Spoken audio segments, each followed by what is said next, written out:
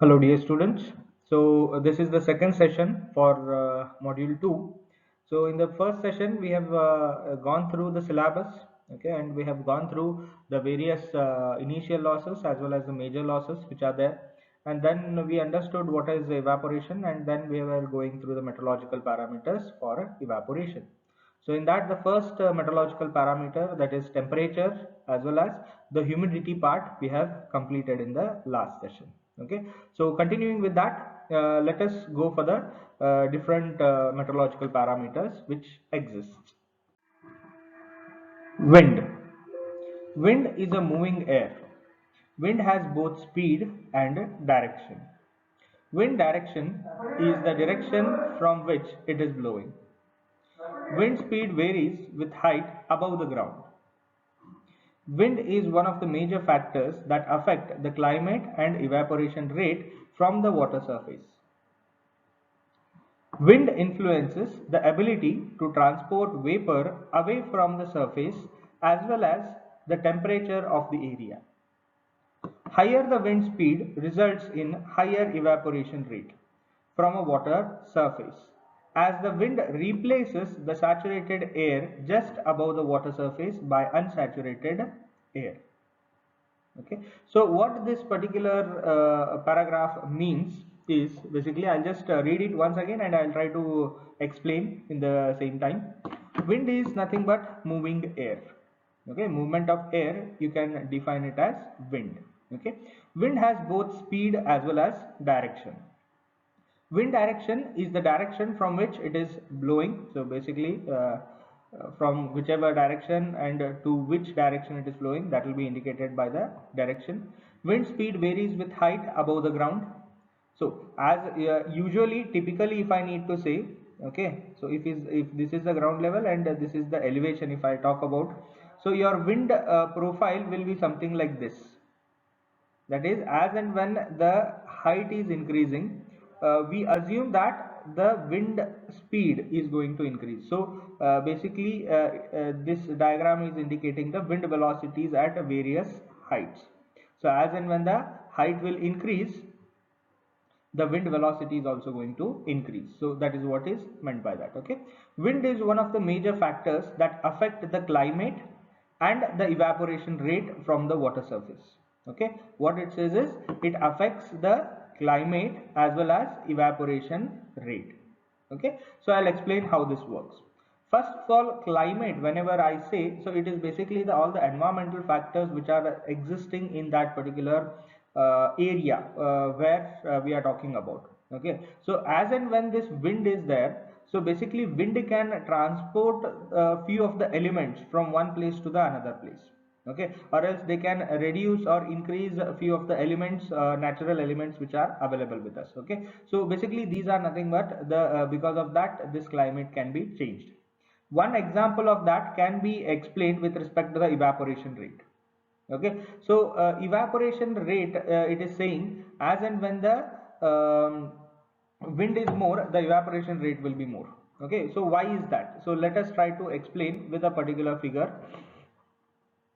So imagine, okay, this as a land surface, okay, and this as the water body. Okay, so keeping that in mind, this is your land surface, and this is your this is your water body, and this is your land surface. Okay, so whenever the evaporation is taking place, okay, so we have moisture which is present over here, right? What the wind will do is, imagine this, just a hypothetical situation for the sake of explanation of this particular concept. So imagine we have a water body here, and uh, the maximum amount of vapor will be present on top of this water body. Okay, so once it reaches its maximum vapor pressure that we have discussed in the previous slides, then what will happen, the rate of evaporation will slow down, because already there is sufficient moisture available in the atmosphere, because of which the particular evaporation is not going to take place. Okay, so that's why what they need to do is basically we have these particular setups, right? We have this particular moisture. So what this wind is going to do is, wind can blow out this entire content of moisture to any other surface where the particular what I can say, the vapor pressure is less. So hence what will happen is, because of this movement, if I try to again show, okay, so imagine this particular air mass has moved towards the land area. Okay, so this has moved out over here. Okay, so now what has happened, so again the vapor pressure or else the vapor mass which was present over here has been moved to this end. So right now again here we have fresh air, so that is fresh air in the sense we have less amount of moisture content. So with respect to that, if I just delete the vapors inside this particular mass, so you can again, sorry for that, so you can again imagine that particular air mass is free to again collect the vapors from the water body. Okay, so that's why whenever the wind is blowing, so if the wind is as and when the intensity of wind or else the amplitude of this wind is more, the rate of evaporation will increase. The reason for that is what?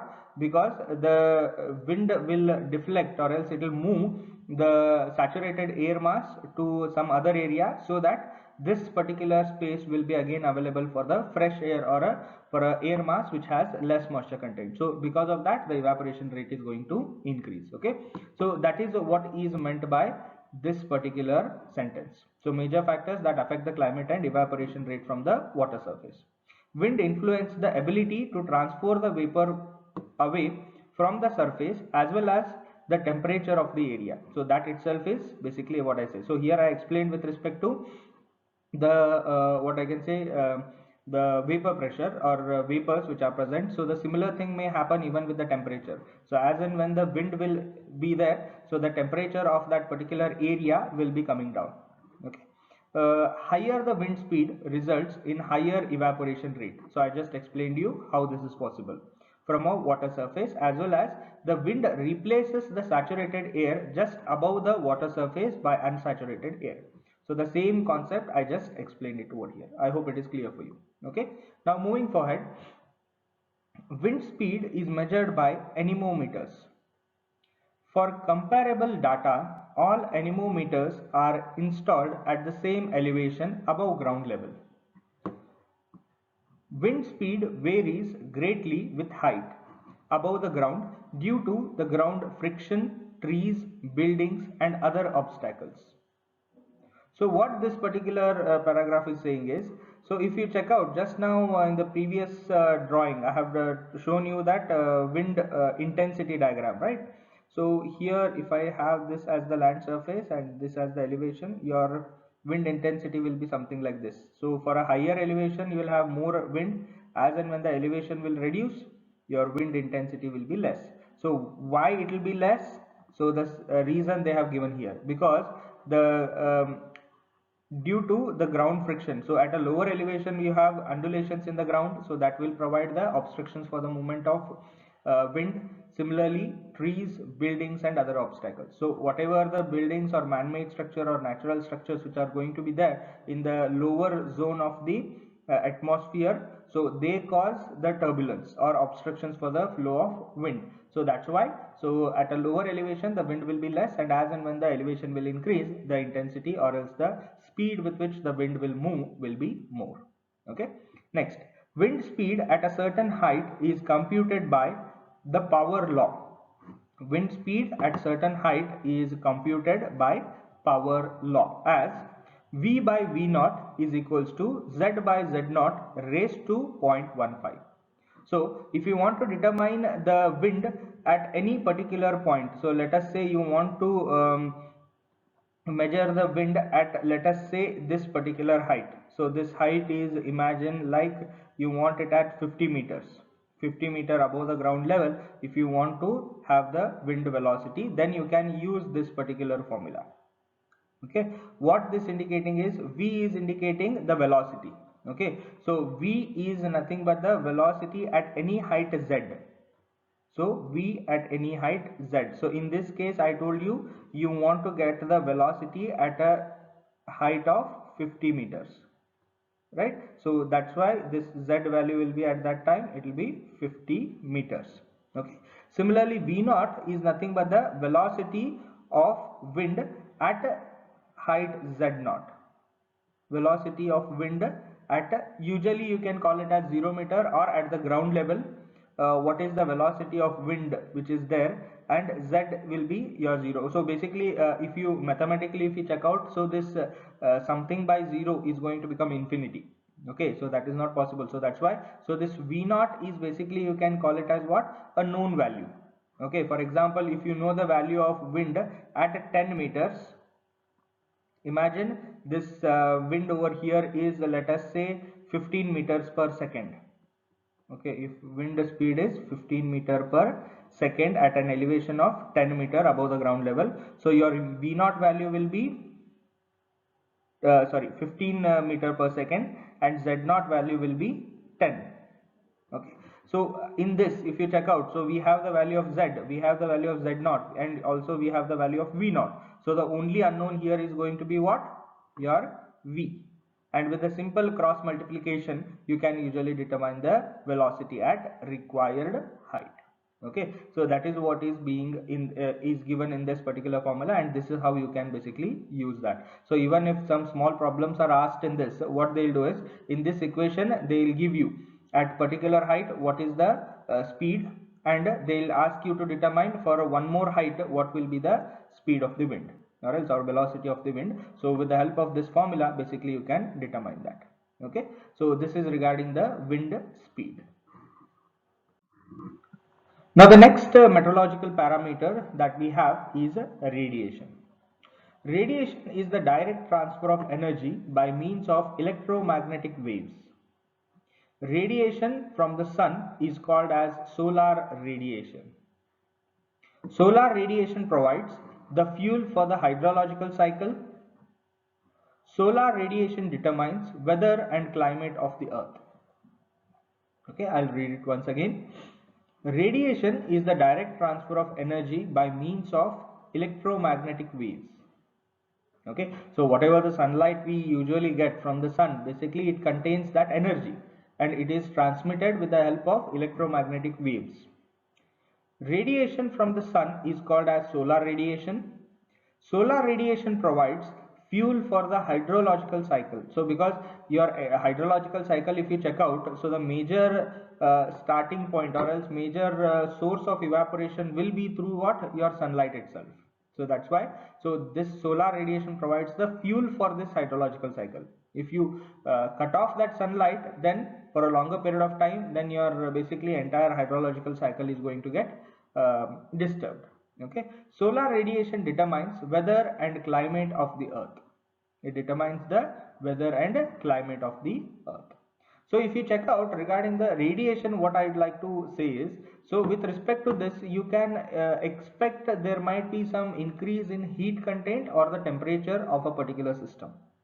Okay, so this particular figure which is being shown, so this is nothing but the earth, this is the atmosphere, and this is basically space, what they are saying. Okay, so what usually happens is, whenever the solar radiation comes here, okay, what may happen is there might be some clouds which are there. Okay, there might be some elements which are basically can absorb that particular air, or sunlight, or they can reflect that particular sunlight. Okay, so for the sake of simplicity, if I try to give you a example of this radiation, how it affects, let us try to check out this. Imagine imagine your car itself. Okay, I'll just try to draw a car here. You imagine this as a car. Okay, just for the sake of explanation, don't mind my drawing. Okay, imagine this. Let us say that this is my windshield. This yellow colored strip just now what I have drawing, imagine this as my windshield. Okay, this as my windshield, you just think it of. Okay, so once this we have this windshield. Okay, so imagine next you have your let us say your seats inside the car, right? So then you have your dashboard, something like this. Yeah, so basically you have different aspects in the car. Okay, so you have seats and dashboards, you have a steering wheel and so on and so forth. Okay, so here what I try to tell you is, imagine that whenever from the sun the sunlight is coming, so it is usually coming in terms of waves initially. So this particular wave will have energy. Okay, so that's why whenever I say energy is there, so the amplitude of that particular wave will be more. So what do you mean by amplitude? This particular whenever I call this as a wave, okay, so this is nothing but what we call it as amplitude. So this, as and when this amplitude is more, so your energy content of that wave will be more. Basic physics. Okay, similarly this is what we call it as wavelength. Okay, one crest and one trough together, this particular portion we call it as a wavelength. Okay, so irrespective of the wavelength, okay, and if I for a same wavelength, if I need to say, as and when the this particular amplitude is more, it indicates it has more energy. Okay, so whenever the sunlight comes from the sun, okay, so it initially has more amplitude or more energy into this, and once it passes our windshield, or that is your glass, what will happen? Because of the transfer of passing through this glass, what will happen is it enters easily. Okay, imagine it hits your seat. At once this hits your seat, what will happen? Few amount, or else it basically what few amount of energy is being absorbed by this seat. Okay, and similarly if I take one more color, okay, so now what is going to happen? It is a few part is going to get reflected. Okay, again it is going to come to this glass. Okay, so let me explain what happens over here. First you have more energy. Once it passes the glass, you have the glass has allowed it to pass through this. Okay, so once it hits any of the obstruction over here, that is, for example, right now I have taken it as a seat, what will happen? Seat will absorb some of the radiation and it will reflect some of the radiation. Okay, during this absorbance and reflection, few of the some of the energy which has been stored in this particular wave will be transmitted to the heat to the seat in terms of heat. Okay, what will happen now? So this particular chair will get a bit of heat absorbed, or else heat will be released because of what? Because of the reflection, or else diversion of this particular blue colored line wave to the purple color, right now what is being shown over here. Well, because of this loss of energy in terms of heat, what will happen? This amplitude will be less for this particular reflected wave.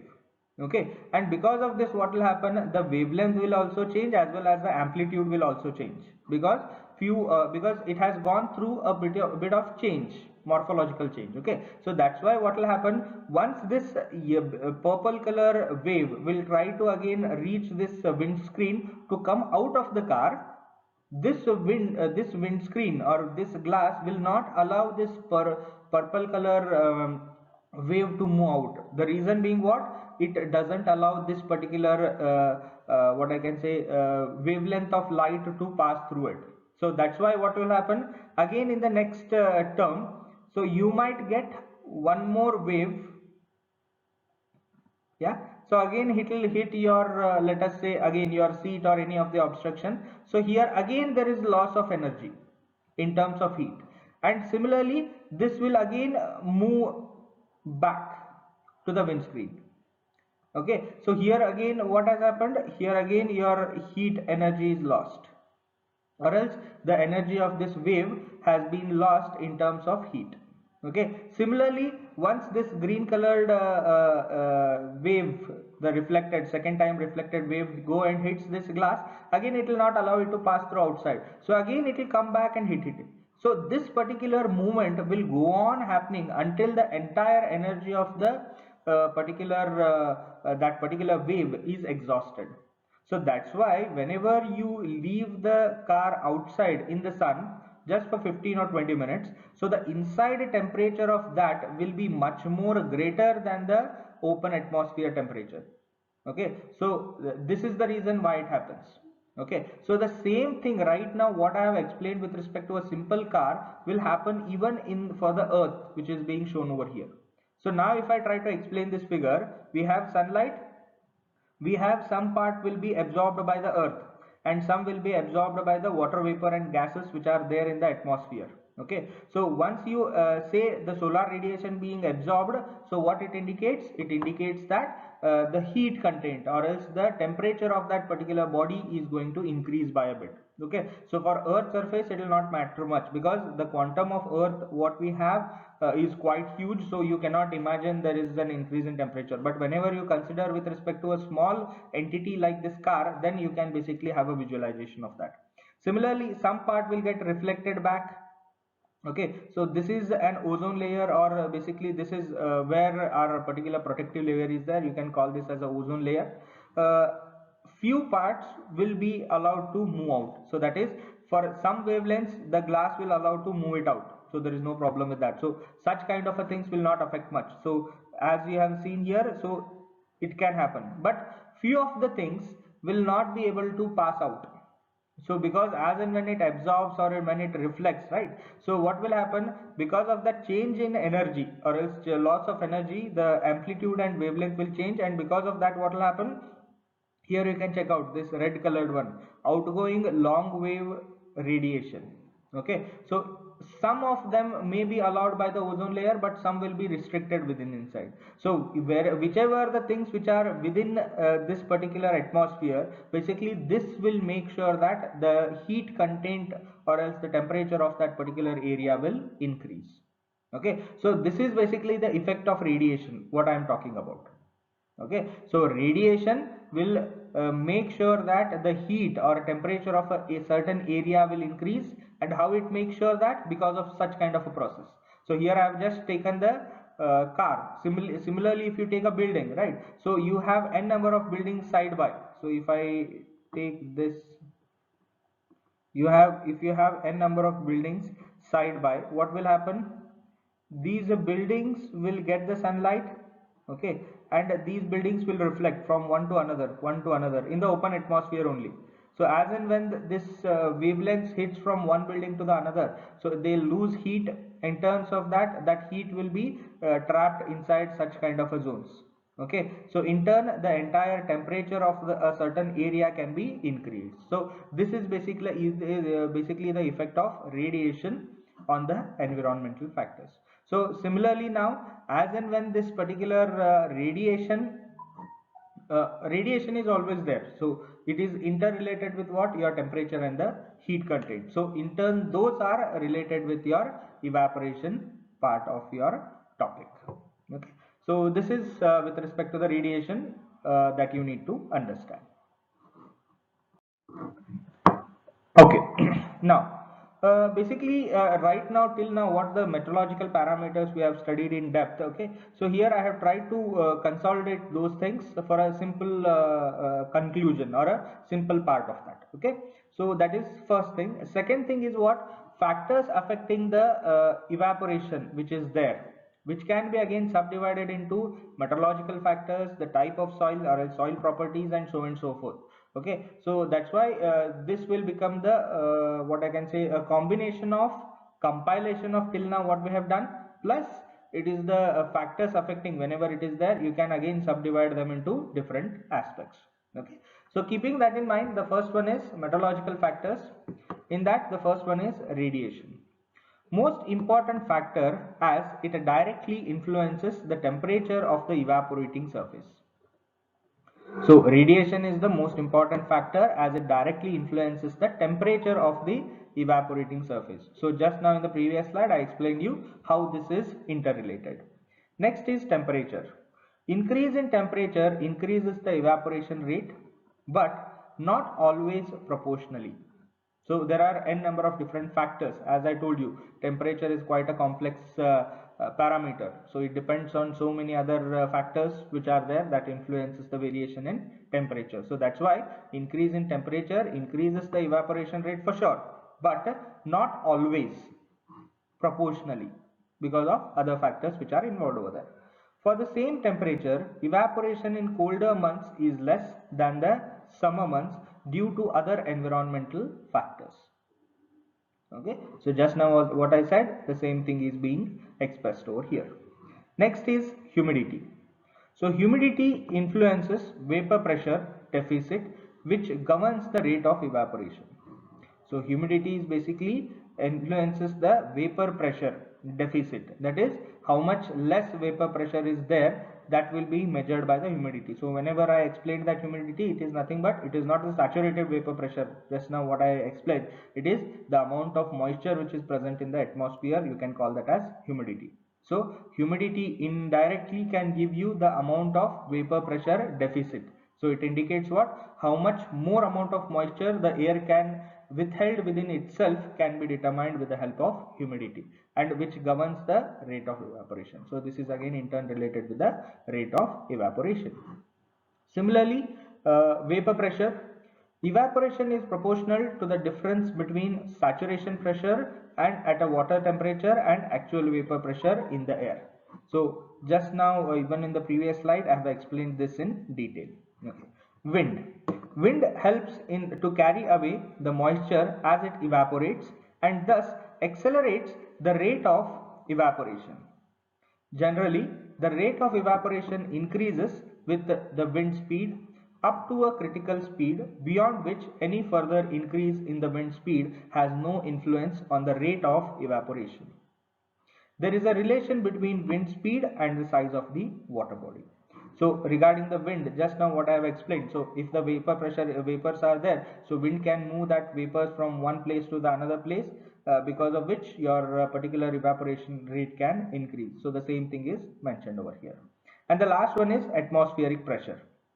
Increase in atmospheric pressure decreases the rate of evaporation. So here whenever I say atmospheric pressure, for this part if I need to explain it, so imagine this as, okay, if you check out, okay, so imagine this as the ocean level or sea level. If you check out all the RLs, basically we measure it with respect to what MSL, that is mean sea level. Okay, we take the mean sea level, that is the ocean level, as 0 here, and we measure the height with respect to that. Okay, so with respect to this, if I need to say, what will happen is, based on a particular concept, what they say is, as and when you are near the mean sea level, your pressure is more, and as and when you are at an elevated place, your pressure will be less. The reason for that will be, if you check out, as and when you are at a lower elevation, the quantum of air or atmosphere which is above you will be much more. Okay, so that's why the weight of that entire atmosphere, because of the gravity, it is putting, or else it is pulling it downwards. So the weight over here is more, so the amount of pressure that is being put by this atmosphere on the ground will be more at a lower elevation when you compare it with the higher elevation. So if this is the higher elevation, just for example a mountain which is at a elevation of, let us say, some 10,000 meters above the ground level, above the mean sea level. So at that point of time, what will happen? So 10,000 meters of atmosphere which is below that, okay, from the total atmosphere weight, you need to deduct this particular weight of atmosphere. So whatever the atmosphere is above this, only that weight will be pushing it downwards. I hope you are getting my point. Okay, so that's why here the vapor pressure will be less, or else the atmospheric pressure on the ground surface will be less as and when the elevation increases.